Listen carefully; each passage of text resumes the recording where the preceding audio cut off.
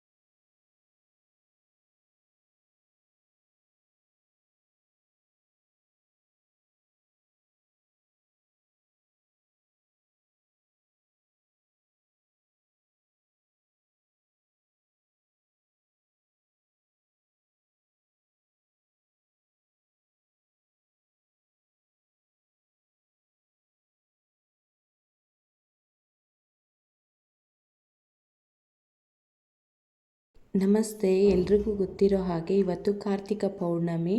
ಇವತ್ತು ವಿಶೇಷವಾದ ಕಾರ್ತಿಕ ಮಾಸದಲ್ಲಿ ಪೌರ್ಣಮಿ ಬಂದಿರೋದ್ರಿಂದ 365 ದೀಪದ ಬತ್ತಿ, ನೆಲ್ಲಿಕಾಯಿ ದೀಪದ ಬತ್ತಿ ಮತ್ತು ಅಕ್ಕಿ ತಂಬಿಟ್ಟಿನ ದೀಪದ ಬತ್ತಿ, ಬೆಲ್ದಚ್ಚು, ತೆಂಗಿನಕಾಯಿ ದೀಪ, ಪತ್ರೆಯಿಂದ ಅರ್ಚನೆ ಮಾಡ್ತಾರೆ. ಅದೇ ಥರ ಏನಾದರೂ ಸಂಕಲ್ಪ ಇಟ್ಟು ಆ ಪರಮೇಶ್ವರನ ಹತ್ರ ಕೇಳಿಕೊಂಡ್ರೆ ಅಯ್ಯಪ್ಪ ಒಲಿದೇರ ಮಾತ್ರ ಇರೋದಿಲ್ಲ.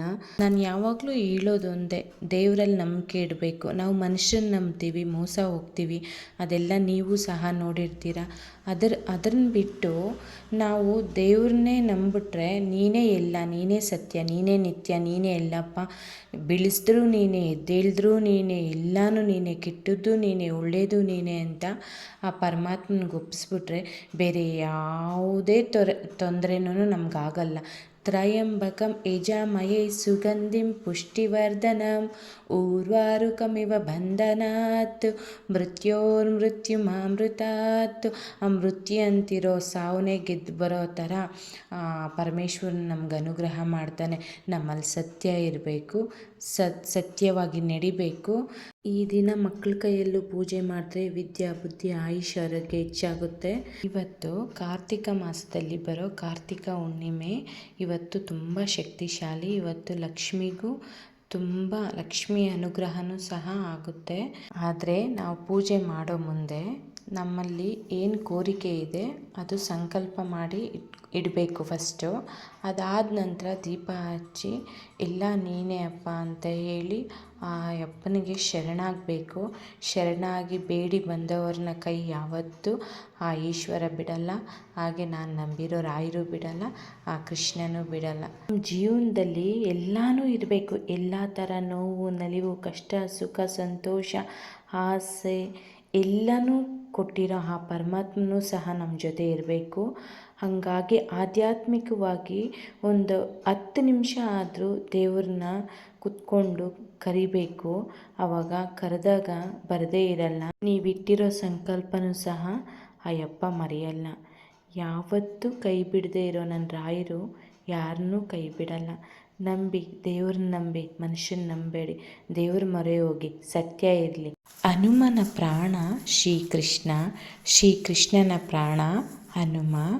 ಹನುಮನ ರೂಪವೇ ಶ್ರೀರಾಮ, ಶ್ರೀರಾಮ ಪ್ರಭುವೇ ಹನುಮಂತ.